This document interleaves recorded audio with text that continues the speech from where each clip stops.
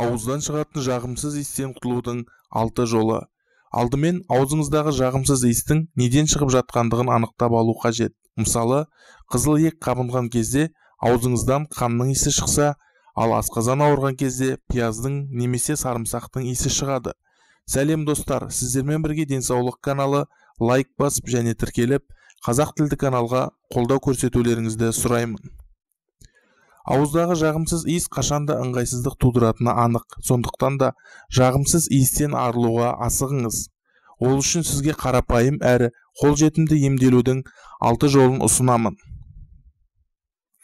Бірінші, аузыңыздағы жағымсыз иістен тез арада арылғыңыз келсе, ондағы тамағыңызға кардамон қосыңыз немесе кардамонды шайнаңыз.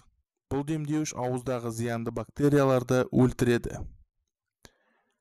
Екінші, бауырыңыз ауырған кезде де ауыздан жағымсыз иіс шығады. Ол кезде бір стақан қайнатылған суға 1 шай қасық жусан араластырып, шай ретінде ішіңіз. Үшінші, 1 шай қасық тұзды 50 мг зәйтүн майына араластырып, ауыз қуысын шайыңыз. Емді тамақтанудан 30 минут бұрын жүргізесіз. Төртінші, ауыздағы жағымсыз иістен біржолата құтылғыңыз келсе, зімбірдің көмегіне жүгініңіз. Тамақтан соң 1 шай қасық ұнтақтатылған зімбірді аузыңызға салып, мұқият шайнап жұтыңыз.